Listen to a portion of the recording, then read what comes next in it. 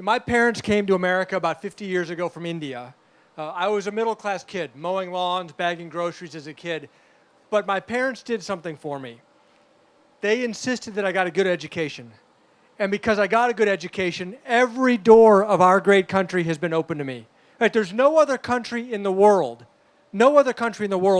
where first-generation son of immigrants gets to go work for two presidents. I worked for both President Bush and President Obama. There's no other country in the world where that same son of immigrants gets to be a major party nominee for governor of California. That does not happen in any other country, but you got to get a good education to open that door. So the reason that I'm running for governor is because in California, our schools are ranked 46th out of 50 states. No exaggeration, 46th out of 50 states. So millions of California kids today don't have that same shot in life that I had. And closely related to that, we're 44th out of 50 states for jobs. Can you imagine that? This great state of ours is 44th out of 50 states for jobs. Well, you put the failing schools and you combine it with the lack of jobs. Do you know what we're number one at?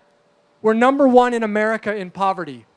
24% of Californians. You take the low income and the high cost of living, 24% of Californians today are living in poverty. So those are the tough challenges that we face. But there's really good news. We know how to turn this around. You know, these problems that we've made, the failing schools, the lack of jobs, these are man-made problems. We've done this to ourselves. You know, for a long time, Sacramento has been slowly destroying the middle class of California. You know, I say that Sacramento is lousy at a lot of things, and I bet most of you would agree. Sacramento is really good at one thing. Sacramento is really good at creating poverty. It sounds like a joke, but it's not a joke. You know, all of these rules and regulations that come out every year, more and more and more. Do you know what they're doing? They're driving our jobs out of state. Just yesterday, I was up in Los Angeles, Glendale actually, at the Nestle headquarters. Because Nestle is the latest in a long line of companies that have decided to shut a factory and move the jobs out of state. Now, I don't blame Nestle for making smart business decisions, but you know what ends up happening? Good jobs leave the state, the middle class gets hurt, and poverty goes up. There's a direct connection. Failed public policy in Sacramento is what's destroying the middle class and increasing poverty in California. So my platform is very simple. I want to fix the schools so that kids get a good education. I don't care what neighborhood you're in. I don't care what ethnic background you are. Doesn't matter. Every kid in California deserves a good education. And number two, I want to grow the economy so that businesses can hire workers and people can get a good job and build a better life for themselves. Because I believe if we do these two things, jobs and education, most of the other problems in our state become a lot smaller. You know, we're going to have less crime, less drug abuse. We're going to have a stronger budget when we move people from welfare to work. Because now they pay taxes, and we're all better off for that. And so that's my platform. It's not, I hope you can tell, it's not a partisan platform. Republicans can get behind jobs and education. Independents can get behind jobs and education. Democrats can get behind jobs and education. We just have to raise our expectations and demand that our leaders in Sacramento make big changes. Now, my opponent, Governor Brown, has a re-election slogan. It's called California Comeback. You see, his message is that we're back. I'm going to let the plane go.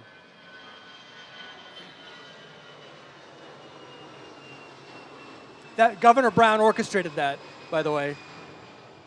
That's Big Brother coming in. This election, in my opinion, is about a choice. If you think we're back, and if you think this is California at its finest, then stay the course. If you think we can do a lot better by fixing the schools, growing the economy, and put people back to work, then join me and let's go do this. Other states have made big changes. We can make big changes here too. That's why I'm running for governor. It's that simple. Kids get a good education, people get good jobs. We lift everyone up through economic opportunity. And that's my message. That's what I want to go do. So I appreciate you listening to me today. Love to take your questions. You're in charge. Thank you very much. I really appreciate it. Well, Well, that was the best thing you said all morning. That was good. Let me ask you, I want to start with that video. So let's give some context. You don't have much money. You're doing some work to really elevate some issues, especially poverty. And you go to Fresno, you put on a backpack, a hat, you say, I'm looking for work. You walk into all these places. Now, if somebody came to me or to a conservative and said, you know, I tried to get a job. I walked into all these places, all these stores, all these warehouses, all these hardware stores, and none of them gave me a job. I would say to him, well, that doesn't seem like the best way to try to get a job. Even if you go to Walmart or if you go to McDonald's, you got to get online. You got to do a lot of things to connect. Did you really try to get a job? So what Scott's talking about is I spent 7 days in Fresno looking for work to try to figure out, is California back or not? And in 7 days, nobody was hiring. You want proof of this? In 7 days, walking mile after mile after mile in Fresno, I did not see a single help wanted sign. But I saw that all the fast food restaurants now accept food stamps. Those are in the windows. So you do your own test. No help wanted signs, but they all accept food stamps. Do you think there are jobs available there? Well, and by the way, Fresno has 10% unemployment today. Highest unemployment big city in California. Are those 10% just lazy? I don't know. Are they? No, I think they're a lack of jobs. So what if you would have got a job? Then I would have worked. Okay, so what if you would have worked for minimum wage and you still can't get a home? Well, when I went to Fresno, I didn't know what I'd find. I said, let me go there. Let me try to find work. I don't know if this is going to end up being undercover boss, where I work washing dishes for 7 days, or maybe I wouldn't be able to find a job. Maybe I wouldn't last 7 days. Maybe after 2 or 3 days, sleeping homeless on the streets, on park benches, I'd conclude this is just too hard. I have to pull the plug. I didn't know what would happen. So we just played it out, and we documented what ended up happening. But the point was to show that the economy's so bad you can't get a job, right? Well, no, the point was to test Jerry Brown's hypothesis, right? His thesis is California comeback. So I wanted to see, is he right? Are we back? Or is the data that says 24% of Californians live in poverty, maybe that's right? I wanted to see which one was right in person. I still don't understand what it would have proven if you had got a job. Would that have proven your whole thesis false? It might have proven that people, even if you are able to get a low-wage job, it's still really hard to get by, and people are still struggling. You know, when I walked the streets of Fresno for 7 days, I wasn't just interacting with people who were homeless. I was also interacting with college graduates who were working in fast food because they couldn't get a job in their chosen profession. And they're telling me, you know what, I'm so lucky to have my job serving coffee. This is not what I wanted my life to be, but I feel grateful to have this job serving coffee because it's better than nothing. And so I wanted to be a voice for all of those people who are struggling out there, up and down the education spectrum. We call this the Point Loma pause. So just kind of chill with it. Gives us a chance to reflect. Sure. So one of the things, I defended it on Twitter. I got in a couple of arguments, because it struck me as a little bit of a contradiction for some of the liberals who gave you grief about it, when a lot of their leaders spent weeks, living on minimum wage or something like that. But one thing that they pointed out to me was that, well, there's a much more direct connection between struggling to pay for things with minimum wage and increasing the minimum wage, as in what they were doing and then a policy right after it. So what were you doing, and what's the policy that you came out that you would want to implement? Well, so, day 5, I'm walking the streets of Fresno. By the way, it's 100 degrees, 105 degrees by the end of the week, so it was very hot. Day 5, I'm walking the streets of Fresno, exhausted, hot, and hungry. And I'm thinking to myself, what do I need right now? Would an increased minimum wage help me get a job right now? No. Do I want welfare right now? Do I want food stamps right now? No. I want a job. And so let's look at pro-jobs policies like reining in regulation, like investing in water. Fresno is in the heart of our ag country. No water, no crops, no jobs. And so a lot of jobs have been lost because of a lack of investment in water. So whether it's reining in regulation, it's investing in water so we have enough water to feed our state, it's bringing manufacturing back. These are concrete things we know how to do that can create jobs so people can work and build the life that they want for themselves. Those are the policies that I took away from this. Right. So again, this is being broadcast live on Kogo. Welcome everybody who's listening. Let's talk about regulations for a sec, and then we'll talk about minimum wage. I just want everybody to remind me that I want to get to minimum wage. So, regulations. Sure. You end this video and you say, look, we know how to do this. We know how to create jobs. We know how to fix this. And the whole point is that we need to sort of unleash businesses. And I agree. Like you need to have investment to create jobs. People need to feel comfortable investing to create those jobs. Can you give me a regulation that you're going to target the moment you step into office? Absolutely. Have any of you heard of CEQA, California Environmental Quality Act? So this law is well-intentioned to do environmental studies when we open new factories and new buildings and construction. But it's been completely perverted, so it just stops investment. Now, Jerry Brown, our governor, knows it's a problem. So when the Sacramento Kings were threatening to leave, they needed a new stadium.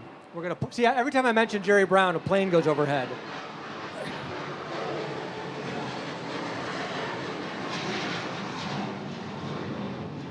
So the Sacramento Kings were going to leave unless they got a new stadium.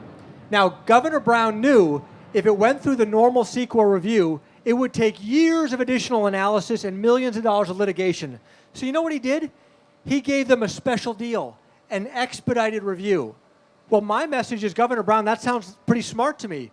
But instead of just giving your pet projects an expedited review, why don't we give all of our factories, all of our construction projects an expedited review so that they can get on with business and they can put people back to work? That's a huge impediment. He said it's a huge impediment, and he admitted he doesn't have the courage to change it.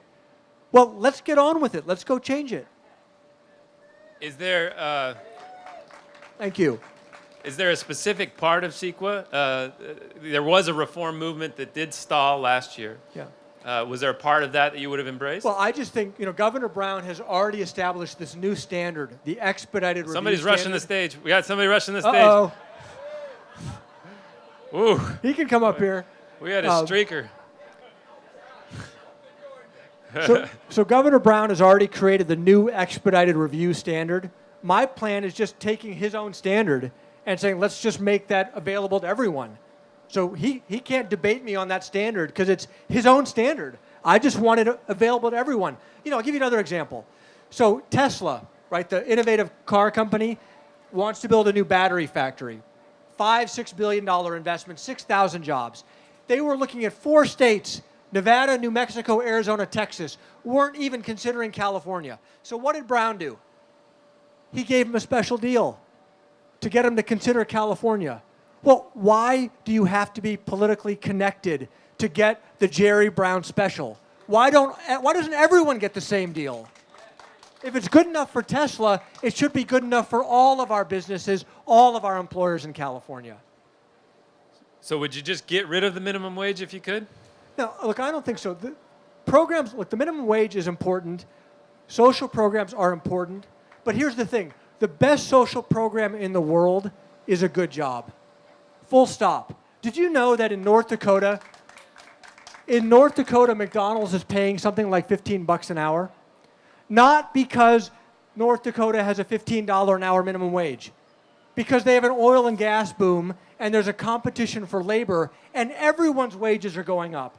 Not just the McDonald's workers, the truck drivers, the restaurant owners, everyone's wages are going up. That's how we lift everyone up, by bringing more jobs to California so that workers have choices where they want to go apply for a job. So the man or woman who's working at McDonald's can go down the street and apply for a job at that factory that just opened.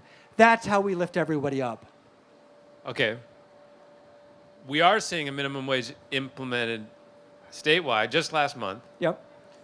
It's going to go up again. And then here in San Diego, we're having this huge debate about an even larger increase, which I think if they try to throw out might even get larger. Do you disagree with those specific increases? Here's the thing. Right now, today in California, about 16% of Californians either have no job or stuck in a part-time job. 16%. The official rate's around 7 or so, but that ignores people who've given up looking. So 16% are looking for work. What do you say to those folks who were making $8 an hour and who are going to be out of a job? Do you say, because if you keep your job when you raise the minimum wage, you're definitely better off. If you go from $8 an hour to $10 an hour, you're 25% better off. But what do you say to the worker who was making 8, who's now out of work? Do you say, you know what, we're going to sacrifice you for everybody else? That's not a very kind thing to do. So to me, we need to focus our energy on policies that grow the economy, create more jobs, and lift everyone up, not sacrificing some for others.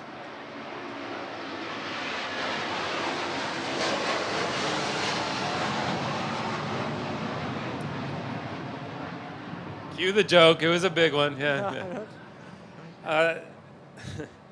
Let's talk about you for a second. One of the easiest things to do if you're trying to make a point about politics is that it's always running for the people who have already won, right? Case in point, we have a situation where a bunch of big banks make a gigantic investment, take a gigantic risk with risky mortgages. They start to fall apart. Everybody starts freaking out. This is a contagion that's going to ruin the entire world. And all these people that made these terrible bets, they all came out okay. And you helped that happen. So what do you tell people? What do you tell yourself that makes that feel good? Well, so I was a senior official in the U.S. Treasury Department during the economic crisis. And for a year, when the economic crisis hit in 2007, the banks were calling saying we're in trouble. And we said, flush the toilet. You made bad investments. You own it. Nobody owes you anything. You don't deserve any help. Woo! And that's true, by the way, but when the entire U.S. economy was on the verge of collapse, and literally we were facing a Great Depression scenario where your ATM wouldn't work. You type in your code, no money comes out. You get your paycheck, you can't cash it. How do you pay your rent? How do you pay your mortgage? That's when both Republicans and Democrats said, you know what? We have to stabilize the economy. But if we're going to do it, we're going to design it in a way that we get all of the taxpayers' money back. And so I'm proud that we got President Bush and President Obama to work together. We got Nancy Pelosi and John Boehner to work together.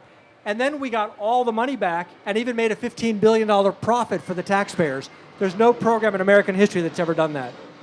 You voted for Obama in 2008, is that right? So yes. What was wrong with John McCain? So I've been a Republican my whole life. In 2008, the only time I voted for a Democrat for president, I voted for President Obama, or Senator Obama for president in 2008. And I voted, just so you know, I strongly supported Mitt Romney in 2012. At Treasury, we were briefing both campaigns, the McCain campaign and the Obama campaign, about the terrible economic crisis that we faced, because we wanted both candidates to help us work with Congress to get this authority passed. And as much as I admire John McCain, his military service is extraordinary, the quality of economic advice that the Obama campaign was getting was much better than the McCain campaign at that time. So I cast my vote based on which candidate I thought was getting better advice to deal with this acute economic crisis in 2008. And I stand by that. What you're trying to describe is that there's a difference between a government recovery and a state recovery, an economic recovery, right? Is that fair? I don't follow you. Well, like that you're saying, he might have balanced the budget at Sacramento. I see. But what does that mean for me? Sure. I mean, here's the thing. If you think 24% poverty, very high unemployment, and failing schools is a California comeback, then stay the course. If you think we can do better, then let's go do better. And I've got specific plans on exactly how to do that. All right, let's talk about one, and then we got to switch to Speaker of Assembly. Tony Atkins is here. I think she stayed. Hopefully listened to a little bit of this. Maybe not after my commentary. We'll see. The schools. Sure.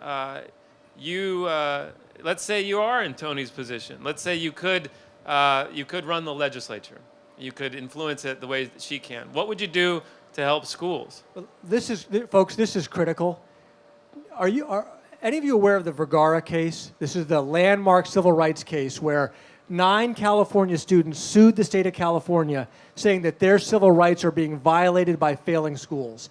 Do you know what happened? In June, they won. This is a landmark case that's going to have national implications. So the question is this: is Governor Brown, is Attorney General Harris, are they going to appeal the case or not? They've not said one word. So California as a state, the state government has a choice to go fight for the civil rights of poor and minority kids that are being violated today, or to fight for the CTA, which is funding all of their campaigns. The CTA, the California Teachers Association, has said that they're going to appeal the case. So the question for Brown, the question for Tony Atkins, the question for all of us, are we going to fight for the civil rights of poor kids, or are we going to fight for the status quo? I'm going to go fight for the civil rights of poor kids. I can promise you that. Okay. Well, is there a specific change? Sure. Well, first of all, number one is don't appeal the case. Number one is let the court case stand. You know, Governor Brown and Kamala Harris, in my opinion, were correct to not appeal the Prop 8 ruling, right? The overturning the ban on gay marriage, they didn't appeal it. I agree with that decision. They had the discretion not to do that.